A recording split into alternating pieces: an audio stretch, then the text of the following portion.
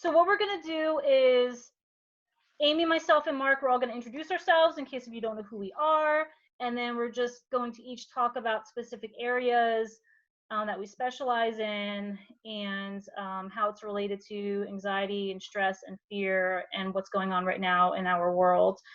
If you have any thoughts that come up or questions that come up while we're speaking, if you once again go to the bottom scroll bar or whatever it's called, and it says chat. So like there's mute, stop video if you keep on scrolling across. If you don't know what I'm talking about, if you want to put your video on, they can explain it better, or Mark or Amy, if you can explain it better, you scroll across the bottom to chat. And if you click on that, it will give you the ability to chat with either one of us individually or the whole group to present your thought or question that you might have. So we're going to look at that the whole time while we're speaking. And if we can just take your question or thought and naturally slide it into what we're already saying, then we're going to do that. Otherwise, we will just answer all the questions at the end. Okay, so this is supposed to be somewhat laid back. It's a serious topic, but laid back. Okay, so just let us know if there's any questions or concerns while we're speaking. Good? And none of you are actually on video, so I'm giving you a thumbs up because I can't see any of you. All right, so I'm Vicki. Oh, hey, Nicole, thanks for coming back. So I am Vicki Alorsha Casella. I'm a licensed professional counselor. I've been in the mental health field for 14 years now, and I have my own counseling private practice in Wilsonboro in Easton. And a lot of the individuals that I work with are struggling with some level of depression, anxiety, low self-esteem, just daily stressors, basically things that we're all kind of dealing with now because of the situation. So that's just the brief version of who I am and what I do. Amy, would you like to introduce yourself next? Sure. Hi, my name is Amy Allenton Dundon. I am Network Director for Clinical Therapy Services for St. Luke's University Health Network. I am also a licensed professional counselor, and I'm a certified clinical trauma professional, and I lead the network's crisis response team. I'm a drug and alcohol professional as well, and I've been in the counseling profession for about 25 years. Awesome. Thank you, Amy, for being here. We appreciate it. All right, Mark, you're up. Okay, thanks, Vicki. My name is Mark Kenny. I'm a master's level trained counselor and a nationally certified counselor, licensed professional counselor. I'm the director of the clinical and counseling psychology program for Chestnut Hill College at the DeSales University campus here in the Lehigh Valley. And I have been in the profession for almost 30 years, and I've been at the Chestnut Hill campus since 2001 and the director since 2012. So I hope to bring the expertise that we've been working on with our students, as well as our alumni out here in the Lehigh Valley. Awesome. Thank you, Mark, for being here. Thank you. Okay. So the two areas that I am planning on speaking about is homeschooling your kids and trying to manage your business at home.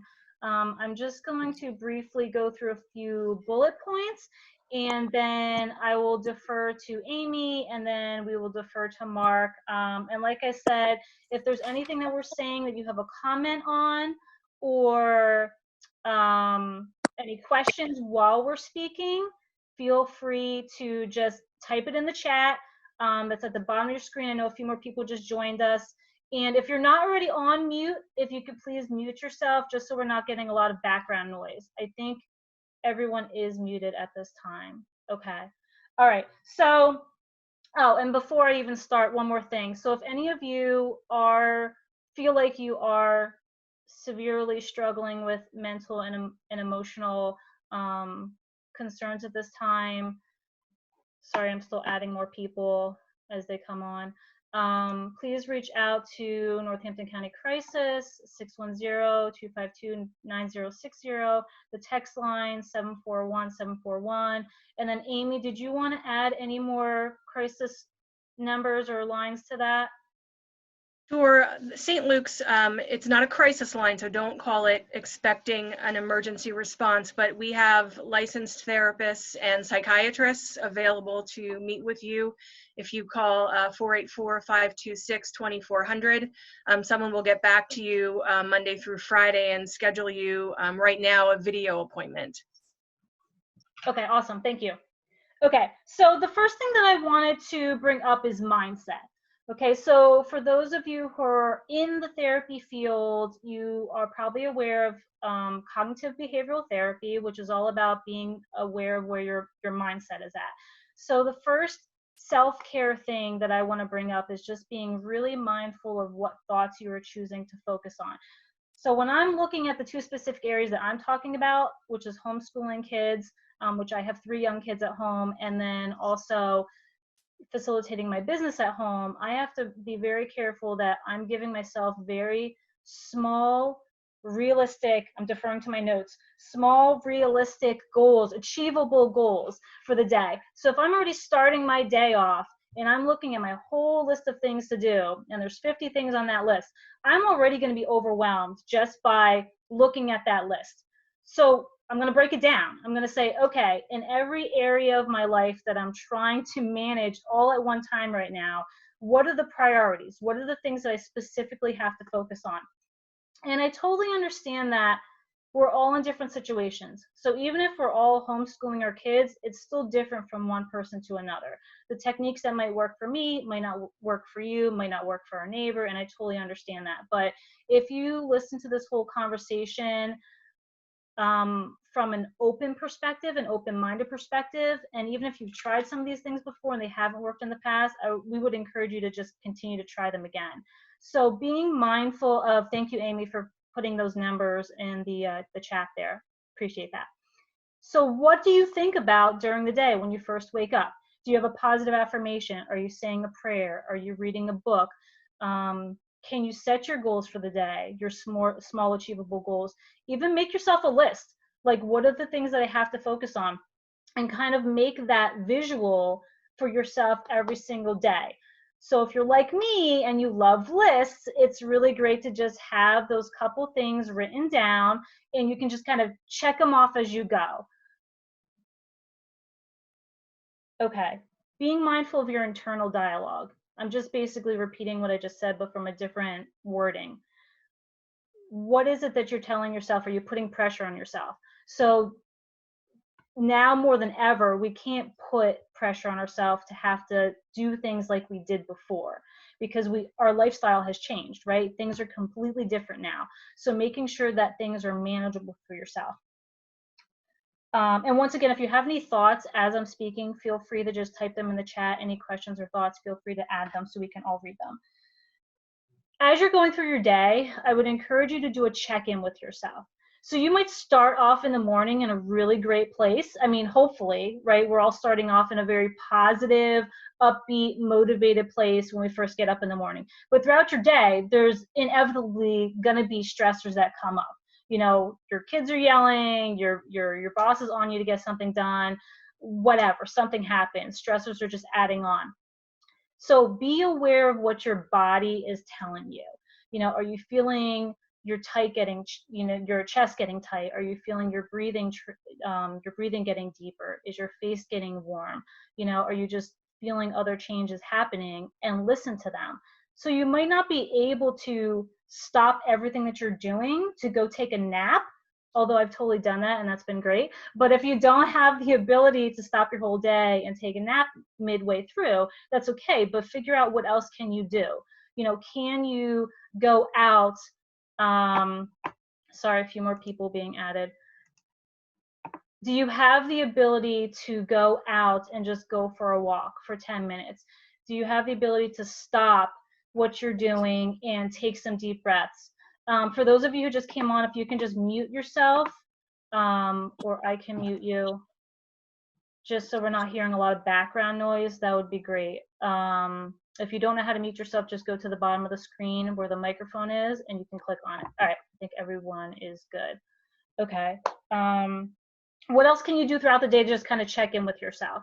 you know, be mindful of where you're at. I wanted to give you some suggestions that you can use for apps. I know some of you already do mindfulness and meditation throughout your day, but if you're not, I just wanted to recommend a few apps that you can use. So you can use Calm and Headspace are some of the common ones. There's also one called Insight Timer, and there's a fairly new one called Clear Fear. Clear Fear, and I actually really like that one. I'm pretty sure that it was a therapist who designed it. Don't quote me on that. I could be wrong, but it's prompting journaling questions. So very much like what a therapist would ask you in a session of what are your triggers, like what are causing you to feel anxious, who's in your support system, what things can you do to calm yourself down. Those are essentially the questions that are asked in this Clear Fear app.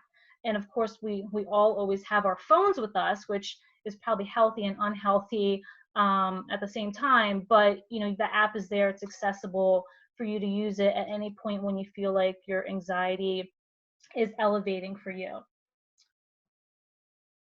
Okay, fear of the future, specifically when it comes to homeschooling or with your business. There is a lot that we are not in control of right now, right? And that's what causes our anxiety to spike. We want to feel like we have some level of control over what's going on. So I think that forces us, or should force us, to focus on the present moment, right? And that's what mindfulness and meditation is all about. It's bringing you back to the present moment. So in this moment, what can you do? Like, what can you do in this moment? You can be mindful of your thoughts. You can focus on what you're grateful for. You know, what are the positives in your life? And it could be like your basic needs, but in all honesty, if you are in a place where you have a roof over your head and clothes to wear and food to eat, you know, you're in a really good place. You know, are you healthy? You're in a really good place. You know, and when there's all these other stressors piled on top of that, that might not feel like enough in that moment, but break it down, it truly is enough. So just reminding yourself of that throughout your day, every day, if you need to. Even keeping a gratitude journal. I do a gratitude journal every morning and every evening. I write down the things that went well, the things that I'm grateful for, the positive things in my life, the positive people in my life, and that's always really a good way to shift my thought process. And then as far as kids' education, once again, not in our control, but how can we still reach out to people? How can we still connect? How can we still reach out for help? Technology is really on our side. At least that's the perspective I'm taking. So obviously right now, we all have this amazing way to connect with each other, even though we're in the comfort of our own homes or offices, depending on where you are, you know, that we can still reach out to help and get guidance and get feedback, and being able to recognize that we still have the ability to do that, to reach out for help, even if we can't be with that person. So if you have kids at home being homeschooled, making a point of reaching out to those teachers and just making them aware of what you need help with and what you're doing, what kind of guidance you need. Getting outside for fresh air, going for a walk, I think I already said that. Communication and connection, limiting your social media. So being aware of what your intake is, you know, what you're listening to, what you're reading, who you're speaking to. It's going to be positive or negative. So just making sure that you set limits with that. And then with your business, because I'm focusing more on the homeschooling than the business, you know, there are concerns for everyone who has a business right now. And once again, making sure that you're reaching out to your mentors, the people that you can connect with, being in the present moment. Well, for this moment, there's only so much control I have over operating my business at home, but I'm just going to do the best that I can every single day and just make those small achievable goals. So I know I'm being redundant, but those are the main things that I feel like we need to focus on to just keep us in a healthy, calm place. All right, I think those were the main things that I wanted to bring up. So Amy, do you want to take it from here? Sure. Thanks, Vic. So one of the things I want to talk about today is children and adult mental health during a disaster. And even though it's not a hurricane, it's not a fire, It's what we would refer to as a chemical disaster or a viral disaster. So, you know, what's normal, right? I think everybody's kind of like, I don't know how I'm feeling, if that's okay. The thing that we've been seeing a lot of here at St. Luke's is sleep issues, trouble falling asleep, staying asleep, a lot of sadness, depression, or even hyperactivity or irritability or anger. Unfortunately, we've seen a rise in domestic violence over the past month. When we're all in the same space and we can't leave that space, and we don't know healthy ways to cope, sometimes it goes a direction we don't want to see it go. So I'm going to say that if you're in danger, call 911 or call Turning Point. You can Google them and find their information online. Having no feelings or feeling numb, very normal right now. Lack of appetite or going to the fridge every 5 minutes. So change in appetite is normal. Thinking no one else is having the same reactions as you, normal. The other thing we're seeing is an increased misuse of alcohol or tobacco products or drugs or prescription medications to cope. So what we want to do is find healthy ways to cope, or the way that we refer to that is, how do we sustain resilience, right? During this time of, I like to say, physical distancing. Social distancing really isn't a right word because we don't want to social distance, right? We want to socially connect. So, I think we need to know our personal signs of stress and monitor ourselves. You know yourself, you know your body, you know the people you're living with in your house. When do you need to take action to reduce your stress? Also be careful of your own expectations on yourself.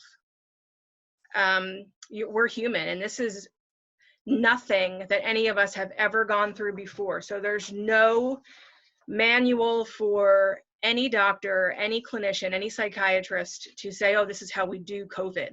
We've never done this. Pace yourself. All right. Take breaks to be able to function at your best. I also think, having a daily to-do list so that I'm getting up at the same time every day, even if I'm not going to work, I'm putting on real clothes, I'm getting out of my pajamas, I'm maybe brushing my hair, acting as if I have a day to do, because you do. So, what are 2 or 3 things I'm going to do today that are going to get me through? It doesn't have to be anything big. I know right now my son and I are putting a puzzle together. I haven't done a puzzle since he's 20. We haven't done a puzzle since he was 5. So something different to keep your mind active. Eat and drink nutritiously. I know that's hard, but diet is so important right now. I think having a buddy system, we always tell our kids, have a buddy system. I think during times of crisis, you need a buddy, someone that you can call, FaceTime, text, someone in your house that you can reach out to and say, hey, I'm not okay, or I'm doing okay. And use your peer support teams. If you have friends who are struggling, have Zoom meetings like this with friends, and professional support. It's so important. It's so important right now. I also, I'm looking at one of the questions that came up, and it says, what do you do if the walls are keeping you from seeing your loved ones? My dad is in the hospital with COVID-19 and I can't see him. Oh, I'm so sorry.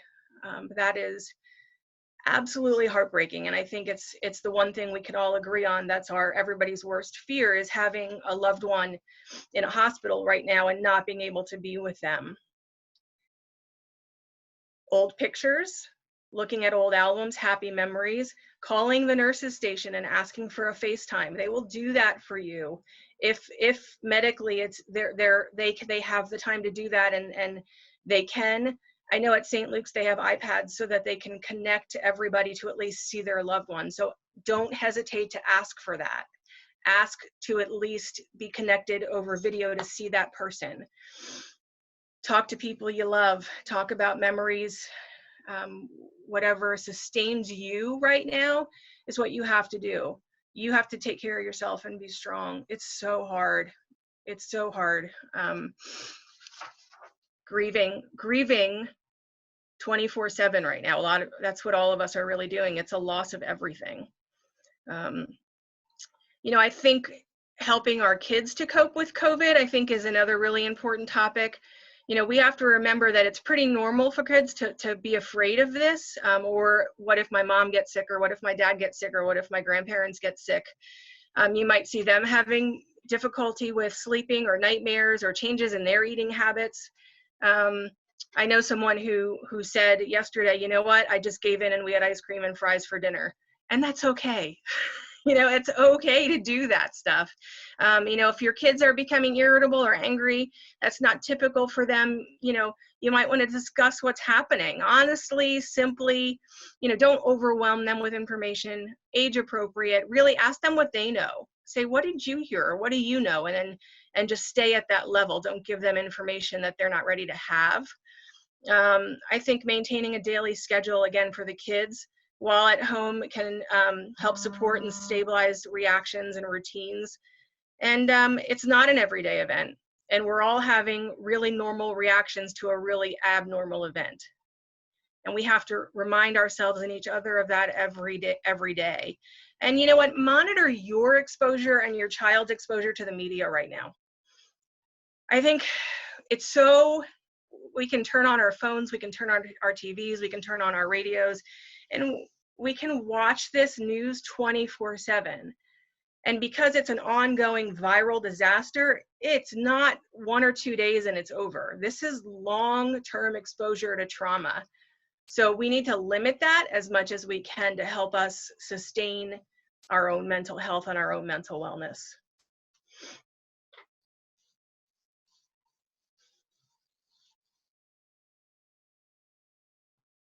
I also think, you know, if you're running into depression or anxiety that's not normal for you, I think it's okay to reach out and ask for help. Call your PCP, call a therapist, you know, reach out, because it's, you know, everybody's doing video visits. You don't have to leave your house to get help.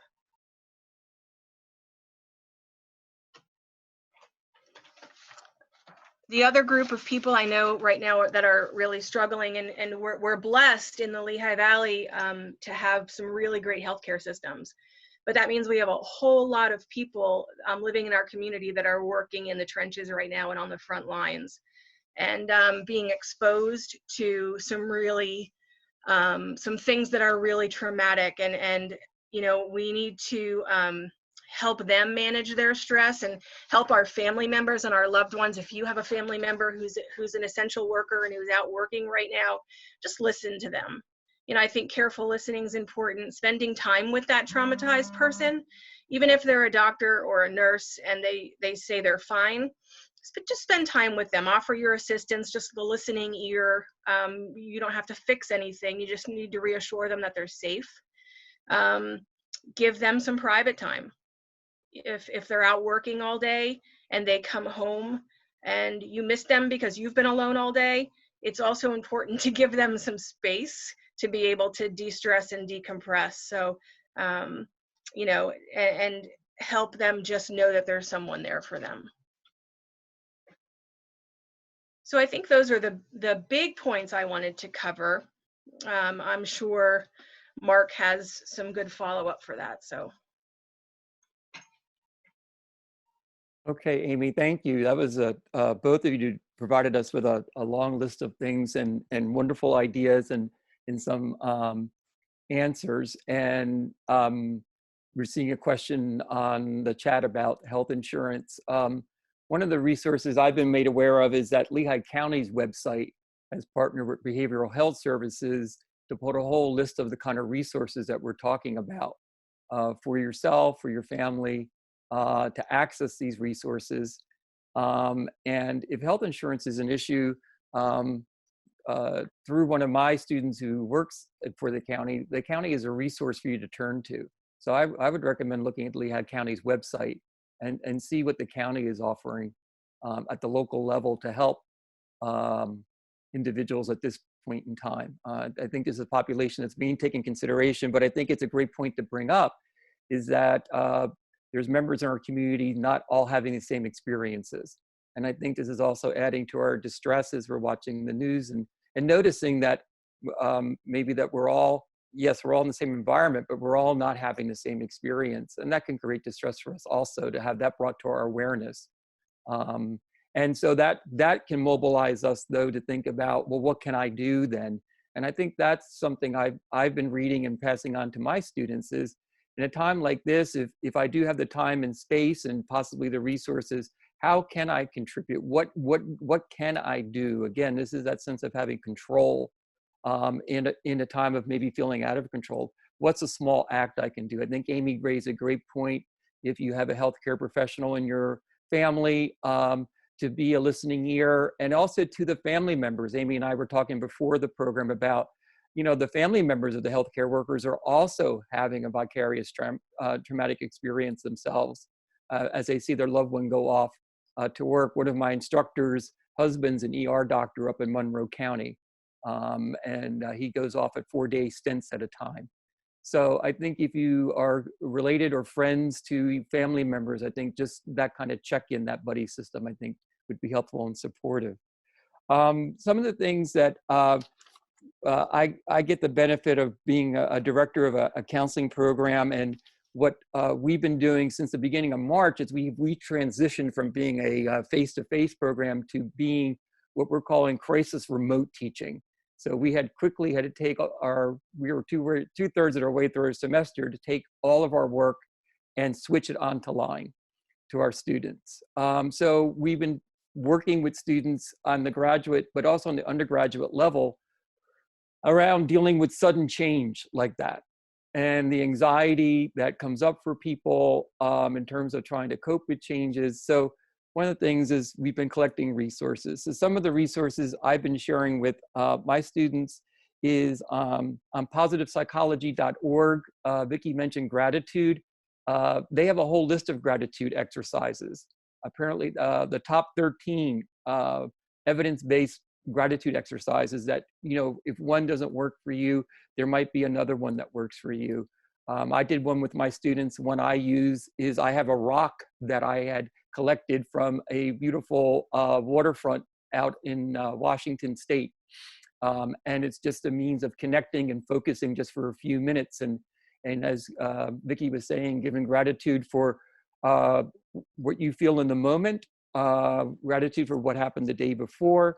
And as Amy's saying, these are all ways for us to kind of help keep ourselves present and maintain our focus in the here and now, which will temper down our parasympathetic nerve, which is that fight, flight, fright, freeze, faint mode that can happen when we are in a fear state. So whatever actions that we can take, and Vicki gave some other meditation ideas. Another site is Dr. Karen Neff is considered leading expert on self-compassion. And on her site, she's providing a lot of free resources on how to do self-compassion towards yourself. A very simple that you can do self-directed activities. Again, to take a few moments out. It's not going to change everything around you, but if you can be in a better place for yourself, then you can be more present. As Vicki's talking about, if you're home with children, you can be more present. If you are working from home, you can be more present. If you're dealing with the uncertainty of your work or dealing with unemployment and trying to also balance that with everyone at home, these are small things that you can do to help you be more present.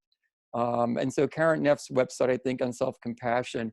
Dr. Leslie Korn, K-O-R-N, she's a leading mental health professional on nutritional counseling. And her website is, she's putting out a variety of research and ideas about, as Amy was talking about, kind of, food choices and how they can also help your mental well-being and help you stay in balance.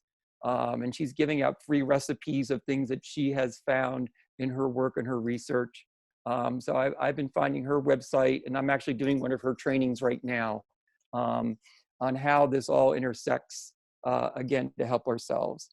I think it's been already mentioned, nurturing and need for connections. And I'll take this one from my wife, Dr. Kenny, who's participating in terms of doing yoga. Her yoga instructor is now doing yoga over Zoom I've come across a resource where someone's doing Zoom for $5 a session, periodic basis. And I'm participating in the yoga, finding that even again, carving that space and time out then sets me up better for my day in terms of being able to stay focused for myself, but also to recognize, as Vicki and both Amy saying, when do I need to step back and reflect? And I think that's a really key point. A great article I read is about this is not a time to become your optimum productive self, but as Amy was saying, allowing and giving yourself permission to step back, not to be making big changes in your life right now. And just doing what it is that you can do, and that's that self-compassion piece. I think that one of the things that I've in talking with my students and touching base with my mentors is that we're talking about fear and being careful that we're not making decisions out of fear. And so one of the really great presenters I've been listening to, I attended her online, virtually. Her presentation at a national conference is Tara Brach, and tarabrach.com. She's providing a lot of free meditation. She has her most recent book is called Radical Compassion, and she actually has a meditation practice called RAIN. And on her site, her meditations last from 13 minutes to 22 minutes. Her short version of RAIN is an ability for us to recognize how I feel, allow ourselves to feel that, investigate inside ourselves, like where is that feeling coming from? Is it, as Vicki was saying, is it my chest? Is it my stomach? Is it my throat?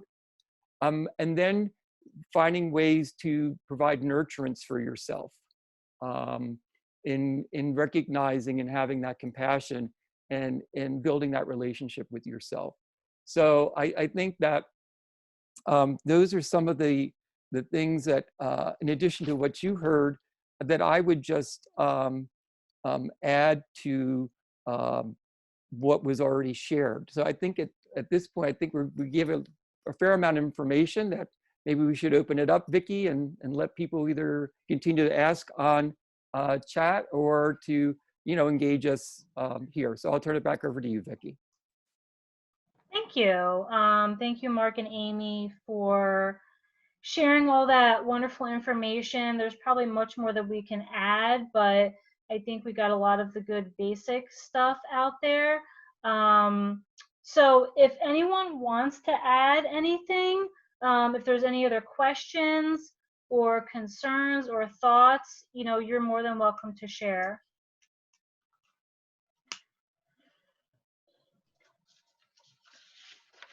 This is Amy, Vicki. I was thinking again as Mark was talking about experiencing traumatic events or critical incidents, which we're all doing right now. And some of the really common signs physically, I think we need to mention so that people understand that, I hear people saying, why am I so tired? I'm not doing anything. Yeah. I'm home all day, I'm exhausted. But we know physiologically that trauma and critical, long-term critical stress causes fatigue and muscle tension and headaches and thirst. People are like, I'm so thirsty.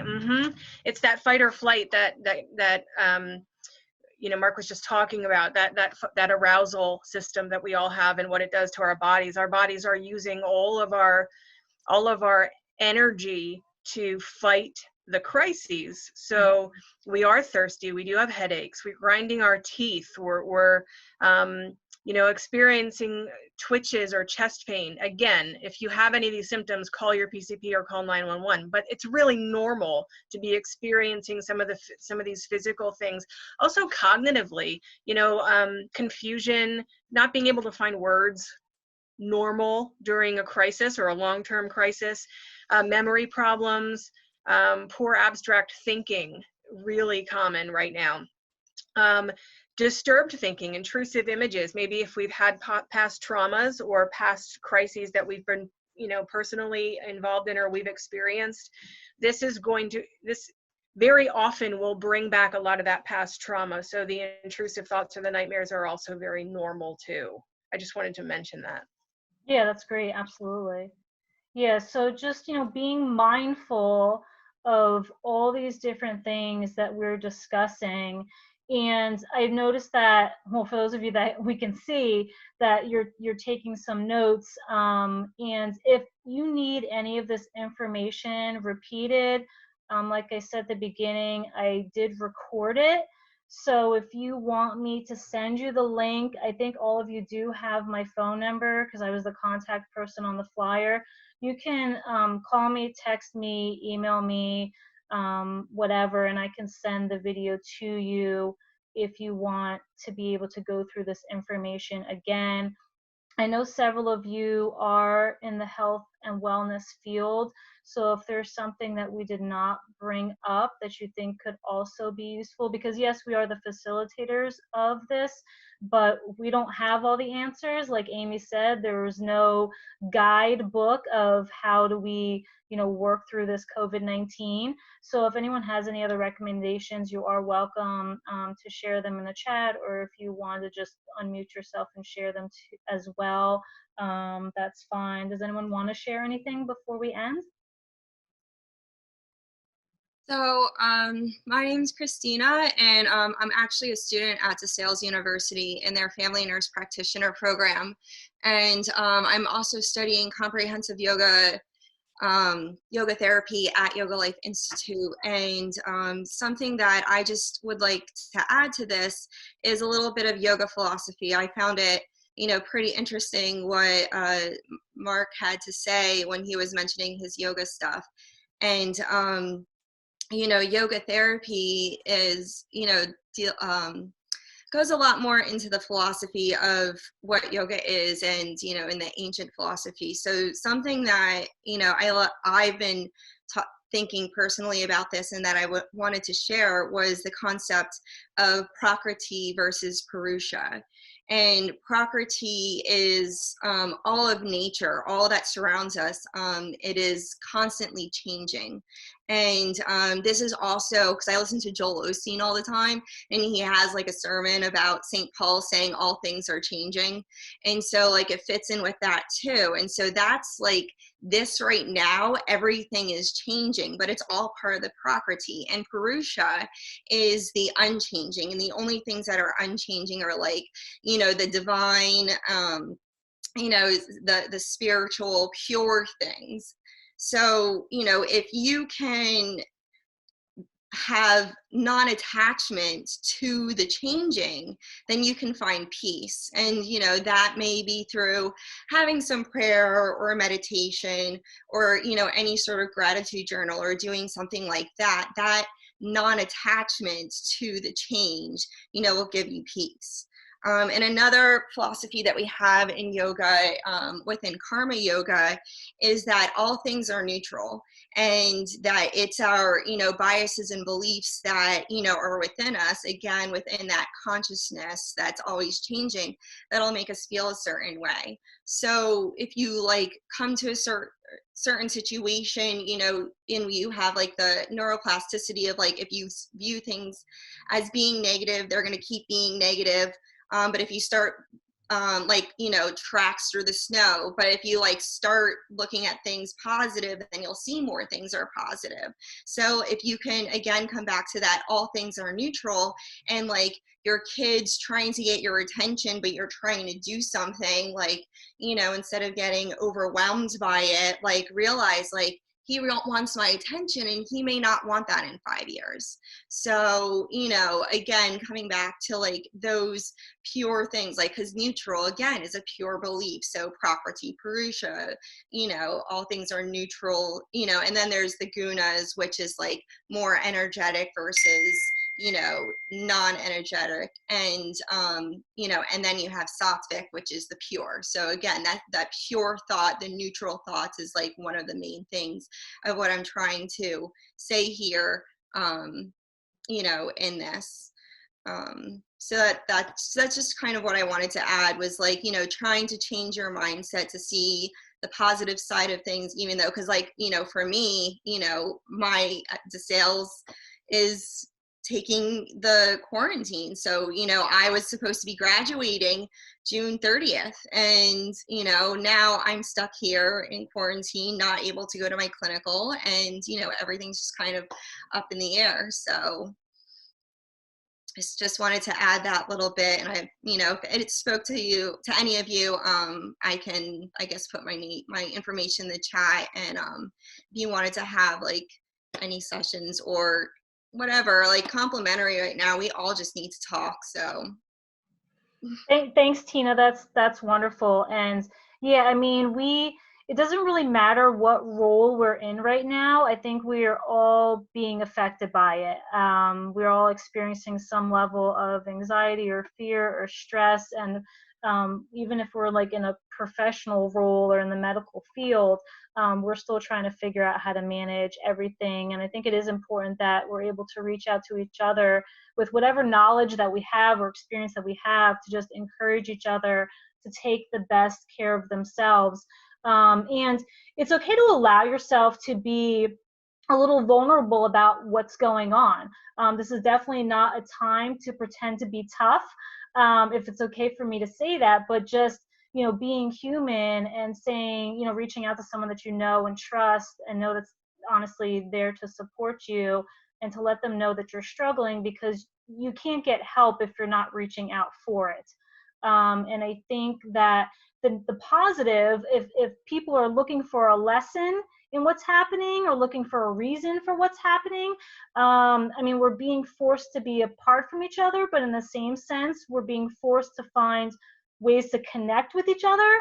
And so it's the beauty that I've seen in this is how much people in the community are reaching out to each other in the little random acts of kindness, just sending a text to say hello, bringing flowers to one another, writing positive messages on the sidewalks so your neighbor can see them when they're walking down the street.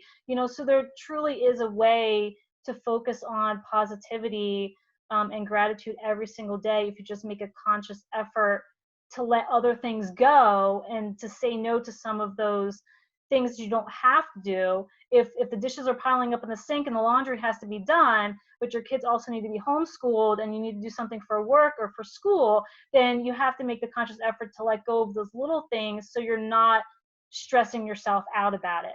I'm pretty sure I'm just going on a tangent right now, so I apologize. But thank you, Tina. That was great that you mentioned yoga. That's wonderful. Amy, you wanted to respond to one of the questions in the chat? Sure, and I'll invite, you and Mark to jump in for this one too, but how to manage past disturbing thoughts when they come into your mind. I think that certainly is therapy. So having a therapist who can help you do that is important. But a few little tips, when you have those thoughts, what I like to tell people is the 5 rules of grounding. So you use your 5 senses and you bring yourself right then. What do I smell right now? What color do I see right now? What sound am I hearing right now?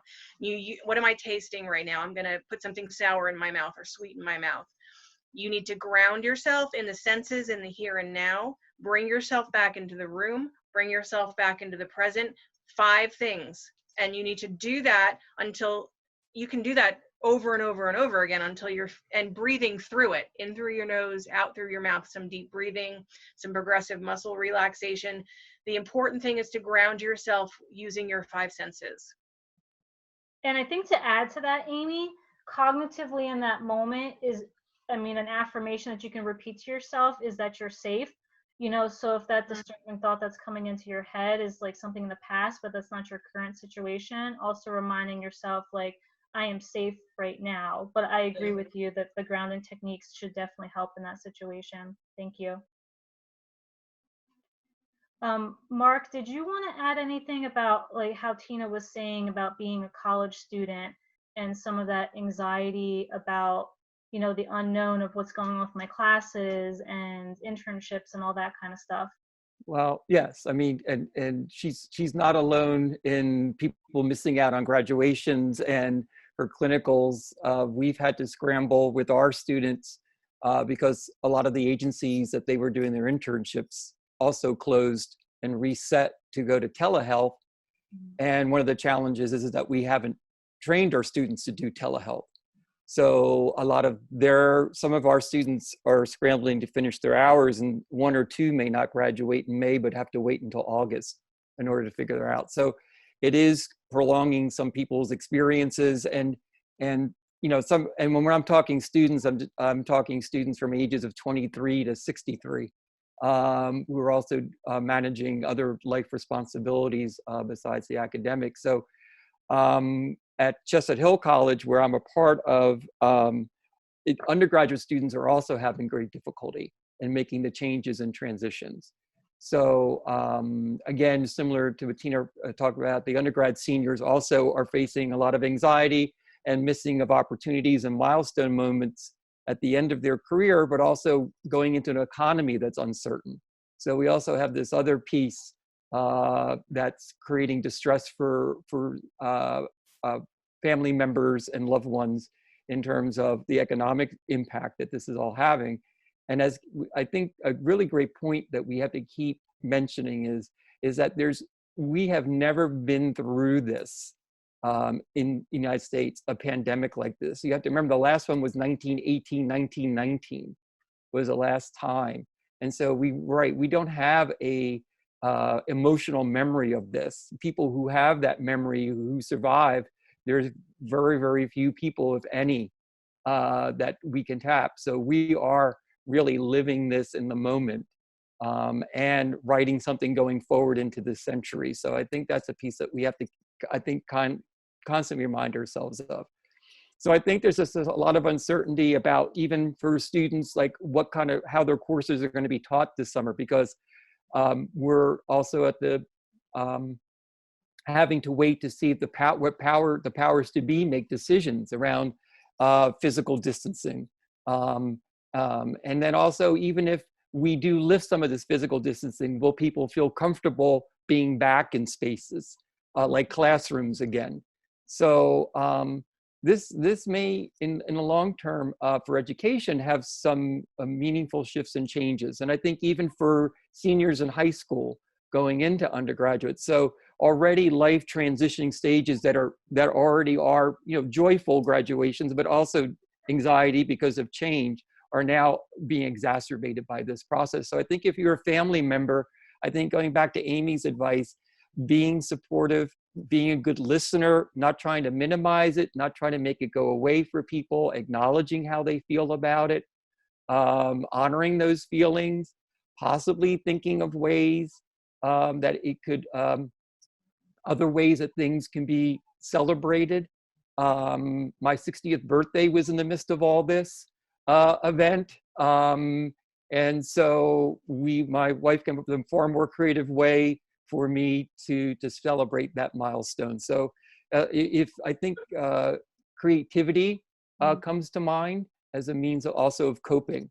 So whatever we can do to help people with the missing of important events, but try to make them acknowledge and let them go by, but acknowledge them as best as we can, and to celebrate people at the same time. I love how you mentioned the word creative, because I'm a really creative person and artsy. So for me, that really sticks out. Is, yeah, I mean, we are learning how to shift and change things and do our normal things differently.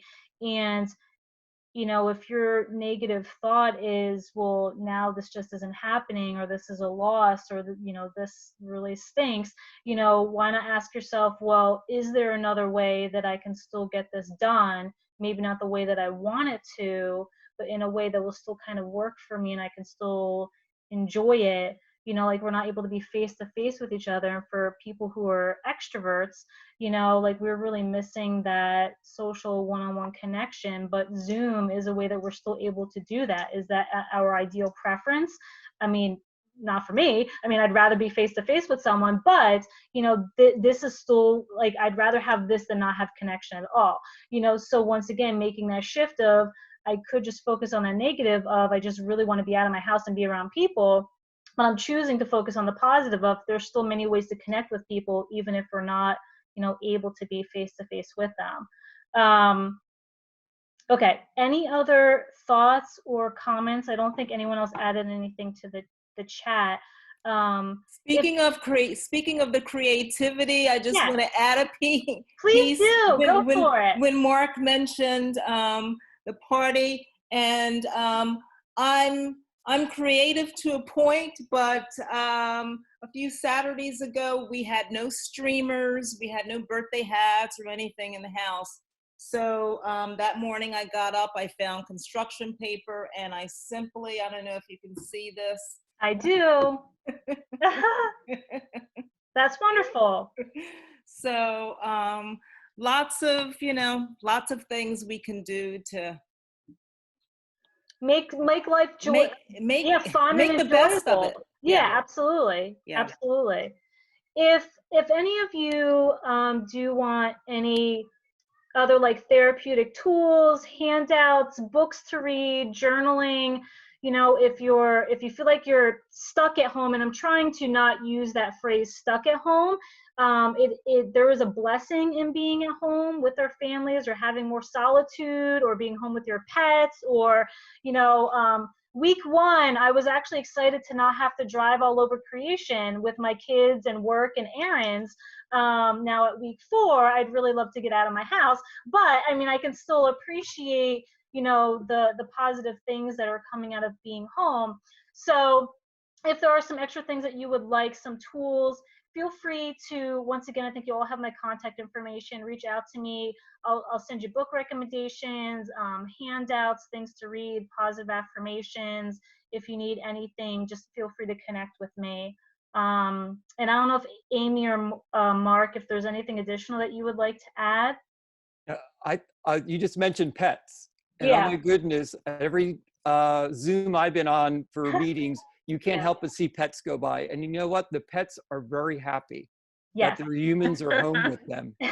And we know from the research that pets are, again, someone was talking about those thoughts. That's when to grab your pet, hold your pet, take care of your pet. That just connection, those few moments can also be just so powerful because they're just so grateful that you're there with them. Mm-hmm. So, and I just wanted to add that I do have a link for a sliding fee scale. SAMHSA put a link out, and I'll pass that on to Vicki for telehealth. The good news is prior to this, licensed professional counselors were not permitted to do telehealth. As a matter of fact, a lot of helping professionals were not allowed to do telehealth. You had to go to their offices. Yeah. And so one of the positive things out of this is that the government has lifted all of those limitations for the next 90 days so that your accessibility to someone, and again, I'll pass the link on to Vicki, where there are people offering sliding fee for you so that it's very easy to reach out. And I'm sure Amy also through St. Luke's can help with that kind of connection with services and with individuals in the Valley. Absolutely. If anybody needs therapy and needs to get connected, reach out to me at St. Luke's. Probably the best number to reach me is 484-526-3012. 484-526-3012, and I can get you hooked up with a psychiatric nurse practitioner or physician's assistant or psychiatrist or licensed clinical social worker or licensed professional counselor. And regardless of insurance or not, we're not turning anybody away. So help is here. That's really great to hear. And there is another question in the chat. I want to make sure we have time to address that. So what are recommendations for people who live alone? I think that's a really great question. And I think all of the recommendations that we already brought up is stuff for individuals to do. Amy had said making yourself like a to-do list for the day, making some sort of structure, so if you're not going to work, okay, posted the same question. Okay. I'm sorry, I totally lost my train of thought. So yeah, just making some kind of structure for yourself, something to do, using those coping skills. Now, if the question is, how do I connect with other people because I'm feeling lonely? I want to say social media, but I also don't want to say social media because you have to be really mindful of who you're connecting with. There's a lot of negativity out there right now, along with the positivity. So I think, finding groups to connect with on social media, if you do have family or friends, setting up Zoom meetings with them and just connecting with them that way. So it's more personal, with people who are personally in your life. Yes, NAMI, Amy, thank you. I think that's great as well. Are support groups still meeting? Do you guys AA. know, Amy and Mark, or AA's, anyone? AA's meeting. They're still yeah, Or- the AA meetings are virtual. Yeah, NAMI now has virtual groups for family and friends of people with COVID or that know people or that are just alone and experiencing crisis related to COVID. Okay. Yeah. And the Channel 69 News, the IT reporter did an interesting show on, there's a Work Buddy site. So if you're working home alone or you're a self-employed, you can sign up with a Work Buddy who's also working alone in order to help you focus and stay connected. So if you want to go to their website, I'm that's sure you great. could download that story. That's Channel And 69? Channel 69 News, yeah, the Okay. IT reporter did a clip on that. Okay. And I would agree, if you're alone, and I can relate to that because my administrative coordinator lives by herself. Her adult children are outside the state. And so, I mean, work-wise, I make sure I check in with her once a week. And on the phone. And I think that's real important too. I think we're really good at Zooming and we're getting very comfortable with this. But I was reading some research recently about how a phone call can be more personal. Yeah. And so sometimes just reaching out by phone, and it also gives us a break from this because this can get a little overwhelming and intense at times. So I would say that see if you can find those other connections. And if I come across other resources, I'm going to keep sending them to Vicky because that's what I'm good at. I'm good at finding resources and sending them. You absolutely are. I So I am the will see if I go-to come across person. something. So Oh, yeah, I think if Mark will continue to, and Amy will continue to send things to me, and then if all of you want to continue to reach out to me, we will, forward that information along. Nicole, were you raising your hand? I was. Go I for it. have a friend who actually connects with other people that she typically works with, and they all work together via Zoom and everything. So during the day, they take their breaks together and they're still connecting online. And so that's still that one way to remain connected with the people that you work with. Yeah, that's great. Hi, Nikki. Hi, Amy. I miss you. Oh, you guys know each other. We do. We used to work together. Yeah, we used to work together. Also, on Google Chrome, now this is not a part of Netflix, so this is a separate thing. It's not a part of Netflix, but on Google Chrome, you can set up a thing that you can watch a movie together with somebody. Oh, that's nice. So it's an added addition. So if you're home alone, but you have a family member somewhere else in the country, you can set up a movie night. You can do that on Netflix too, Mark. Yeah. Netflix Oh, has okay. free And movies. Netflix. Okay.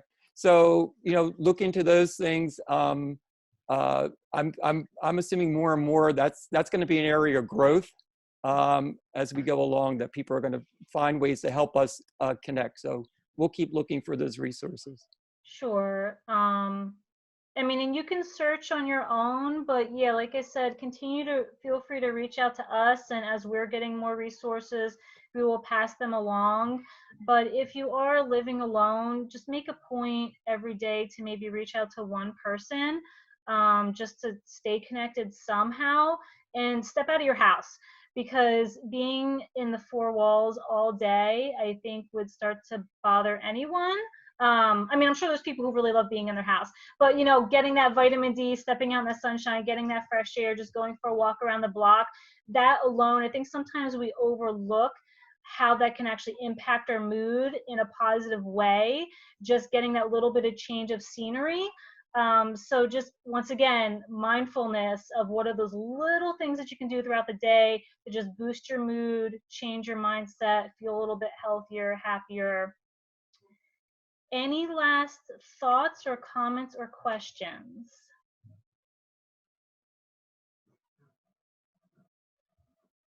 No? Are we good? Dogs definitely help. Get a Absolutely. dog. Absolutely. I actually saw, I mean, it's nice to focus on the positive things that are happening. I actually saw an article that there was this local shelter where all the animals were adopted throughout this time, which is beautiful. I have a dog and he is a huge emotional support for me. So I absolutely agree.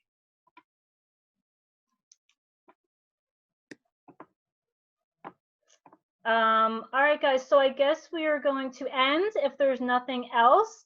And thank you so much for tuning in and for listening. And, you know, reach out if you need anything else during this time. Thank you all so much. Take good care. Thank you very much. Thank you. Mark. And Thank you, yes, Amy. stay well and stay healthy. Absolutely. Thank you, Stay everyone. home. Bye. Stay home. Bye.